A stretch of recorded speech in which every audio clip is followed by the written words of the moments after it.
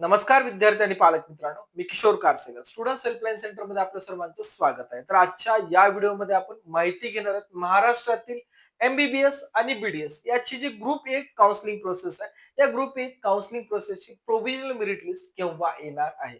जर सीईटीचं नोटिफिकेशन पाहिलं असता 18 ऑगस्ट हे आपल्याला देण्यात आलं आहे. पण सध्याच्या स्थितीला जी काही आपली मेरिट लिस्ट स्टेटस आहे हे वेबसाईट वरती कुठं दिसत नाहीये. त्यामुळे विद्यार्थी आणि पालकांना या ठिकाणी पॅनिक व्हायची काहीच आवश्यकता नाहीये. यदा कदाचित काही विद्यार्थी पालकांचा पहिला एक्सपिरियन्स असेल काउन्सिलिंगचा, बऱ्याच विद्यार्थ्यांनी गेल्या वर्षी प्रोसेस केली असेल. तर अशा विद्यार्थ्यांना सांगू इच्छितो, आपली जी काही मेरिट लिस्ट आहे हे दरवर्षीप्रमाणे 8 पीएमच्या नंतरच या ठिकाणी डिक्लेअर होईल किंवा जर काही सर्व्हर एरर असेल, काही प्रॉब्लेम असेल, तर रात्री 11 ते 12च्या नंतर सुद्धा या ठिकाणी मेरिट लिस्ट जाहीर करण्यात येत असते. असे बरेच कारण आहेत हे लेट होण्याचे. त्यामुळे आपण वन बाय वन या ठिकाणी डिस्कस करू आणि कशा पद्धतीनं या लिस्ट मध्ये आपल्याला आपला रँक पाहायचा आहे याबद्दल सुद्धा आपण इन डिटेल इन्फॉर्मेशन घेणार आहे.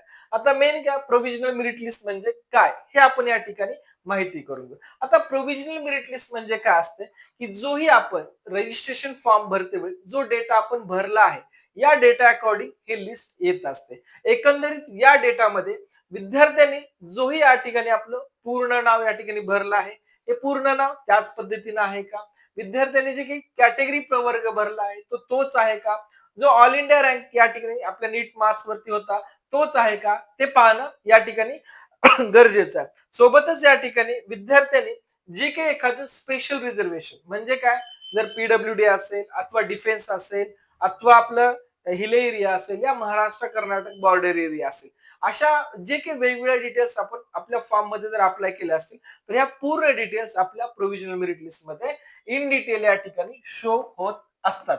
त्यामुळं विद्यार्थी पालकांनी त्या डिटेल्स केअरफुली पाहणं गरजेचं आहे. बऱ्याच वेळेस आपल्या पेड काउन्सिलिंगचे रजिस्ट्रेशन फुल झाल्यामुळे या ठिकाणी काही विद्यार्थ्यांना रजिस्ट्रेशन मिळाले नव्हते. पण सध्या आपण पुन्हा ते रजिस्ट्रेशन या ठिकाणी ओपन केले आहेत. विद्यार्थ्यांना या ठिकाणी पूर्ण पॅकेज बद्दल इन डिटेल इन्फॉर्मेशन दिली आहे.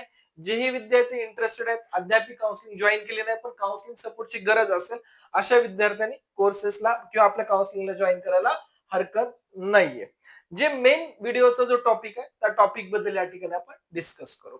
तर जेही तुमची प्रोव्हिजनल मेरिट लिस्ट असणार आहे ते एकंदरीत सीईटी सेल पोर्टल वरती अशा पद्धतीने तुम्हाला डिस्प्ले होणार आहे. हे डिस्प्ले झाल्यानंतर जोही आपला फर्स्ट कॉलम असेल हा सिरियल नंबर असणार आहे. हा सिरियल नंबरच आपला एसएमएल रँक असणार आहे म्हणजे स्टेट मेरिट लिस्ट नंबर आपला हा असणार आहे. त्यामुळे विद्यार्थ्याला कन्फ्युजन करून घ्यायची काही गरज नाही की सिरियल नंबर आणि माझा एसएमएल काय आहे. तर जोही सिरियल नंबर आहे तोच तुमचा एसएमएल असणार आहे. आणि जोही तुमचा नीट ऑल इंडिया रँक म्हणजे जेही आपला नीटचा ऑल इंडिया रँक आहे या पद्धतीने या ठिकाणी दिसणार आहे. नंतर जो नीटचा या ठिकाणी आपण application form roll number fill केला होता तो रोल नंबर आपल्याला या ठिकाणी दिसणार आहे. सीईटीचा ऍप्लिकेशन फॉर्म जी आपल्याकडे प्रिंट आली आहे या प्रिंट वरती ऍप्लिकेशन नंबर दिसणार आहे. आणि कॅन्डिडेटनं ज्या प्रकारे आपलं नाव भरलं आहे ते इन डिटेल म्हणजे समजा 10th आणि 10th प्रमाणे भरलं असेल तर ओनली 2 डिजिट दिसेल.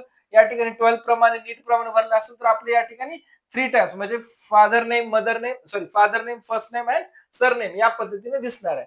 नंतर जेंडर म्हणजे कुठल्या ह्याच्यातून आपले अप्लाय झाले हे आपलं या ठिकाणी जेंडर सुद्धा मेन्शन होणार आहे. कोणत्या कॅटेगरी प्रवर्गातून अप्लाय झालं ते सुद्धा मेन्शन होणार आहे. येणारा यस आहे नो आहे किंवा स्पेसिफिक रिझर्वेशन म्हणजेच काय हिले आहे डिफेन्स आहे आणि महाराष्ट्र कर्नाटक बॉर्डर आहे. म्हणजे या प्रकारे तुमची अशी प्रोव्हिजनल मेरिट लिस्ट दिसणार आहे. मेनली ज्या वेळेस प्रोव्हिजनल मेरिट लिस्ट येईल त्यावेळेस जेही आपले व्हॉट्सअप ग्रुप आहेत टेलिग्राम ग्रुप आहेत यावरती सुद्धा याबद्दल पूर्ण अपडेट दिलं जाणार आहे. जेही विद्यार्थी नव्याने आपले व्हिडिओ पाहत आहेत तर आपल्या पूर्ण काउन्सिलिंग ग्रुपच्या लिंक डिस्क्रिप्शन मध्ये आहेत.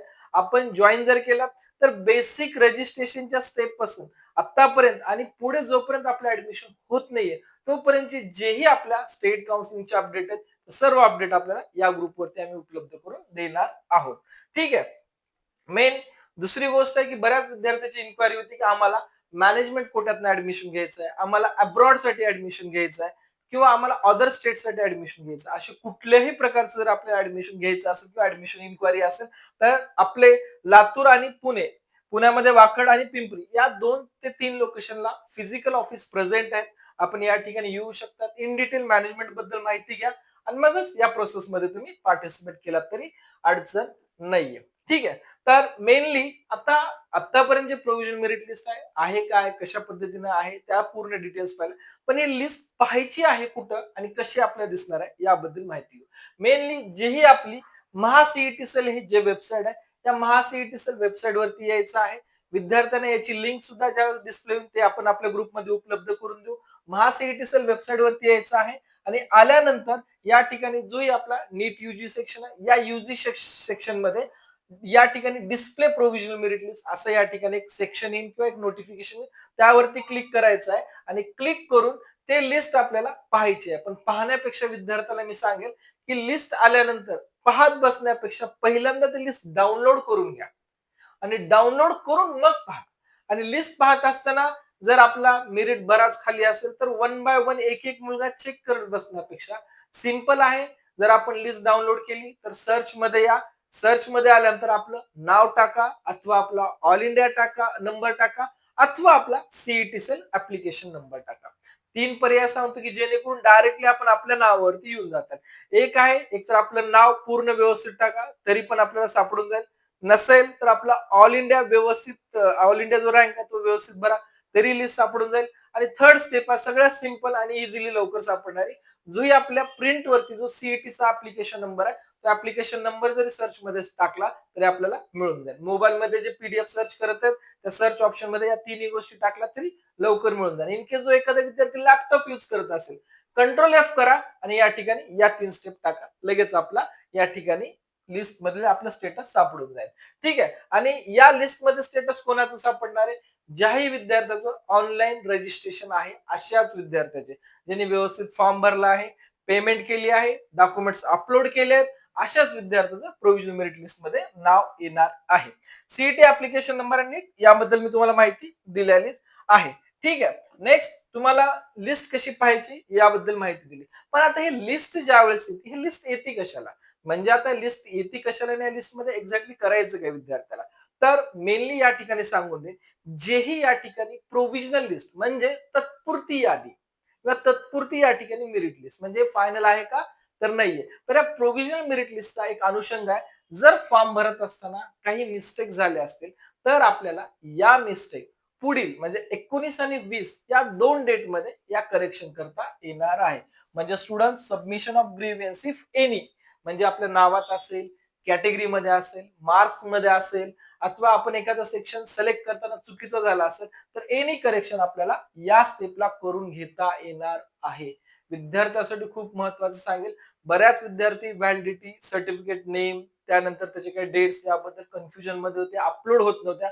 अशी कुठली जरी गोष्ट असेल तर ते आपण ग्रेव्हियन्स मध्ये टाकून याबद्दल करेक्शन करून घेऊ शकतात. त्यामध्ये मेन्शन सुद्धा केलंय, candidates need to the submit necessary supportive document, म्हणजे जेही करेक्शन करायचंय त्याला आपल्याला एक सपोर्टिव्ह डॉक्युमेंट्स प्रूफ या ठिकाणी देणं गरजेचं आहे.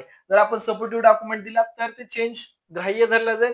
इन केस आपण तो सपोर्टिव्ह डॉक्युमेंट दिला नाही तर हा चेंज ग्राह्य धरला जाणार नाहीये. जोही चेंज आहे हा 19 ऑगस्ट पासून 20 ऑगस्ट पर्यंत 5 वाजेपर्यंत या ठिकाणी केला जाणार आहे. त्यामुळे विद्यार्थ्यांनी आपली मेरिट लिस्ट फक्त नाव आलं एवढाच विचार नका करू. आपण फॉर्म भरताना यदा कदाचित काही चूक केली असेल तर ते सुद्धा आपल्याला या ठिकाणी करेक्शन करता येणार आहे. प्रोव्हिजनल मेरिट लिस्टचा सगळ्यात महत्वाचा उद्दिष्ट हाच आहे की तत्पुरती यादी, म्हणजे या यादीमध्ये जर काही करेक्शन असेल तर आपण करेक्शनसाठी ग्रेव्हियन्स देऊ शकतात, करेक्शन होईल आणि करेक्शन झाल्यानंतर जो आपली नेक्स्ट स्टेप येणार आहे हे आहे आपली फायनल मेरिट लिस्ट. आणि या फायनल मेरिट लिस्ट जी आहे ही आपली 21 तारखेला म्हणजे 21 ऑगस्टला आपली या ठिकाणी जनरेट होणार आहे. आणि या फायनल मेरिट लिस्ट मध्ये जोही आपला रँक येईल, एसएमएल येईल, तो आपला पूर्ण प्रवेश प्रक्रियेसाठी ग्राह्य धरला जाणार आहे. प्रोव्हिजनल ग्राह्य धरला जाईल का? अगदीच नाही. जोही आपला फायनल मेरिट लिस्ट मध्ये रँक येईल तो आपल्या या ठिकाणी ग्राह्य धरला जाईल आणि याच एसएमएल रँक वरती आपली पुढील काउन्सिलिंग प्रवेश प्रक्रिया चालणार आहे. जेही विद्यार्थी पेड काउन्सिलिंग साठी जॉईन आहेत अशा विद्यार्थ्याला 20 तारखेला आपण कशा पद्धतीने चॉईस फिलिंग करणार याबद्दलची इन डिटेल लिस्ट आपल्या ग्रुपवरती उपलब्ध होऊन जाईल.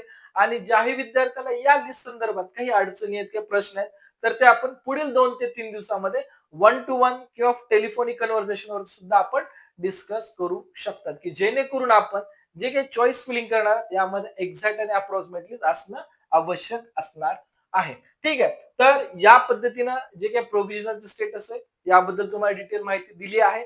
इन केस यामध्ये काही अडचण असेल कमेंटमध्ये मेन्शन करा अथवा जे पेड काउन्सिलिंगचे स्टुडंट्स आहेत डायरेक्टली ऑफिसला कॉन्टॅक्ट करून सुद्धा विचारू शकता. ठीक आहे. Thank you for watching students helpline centre channel.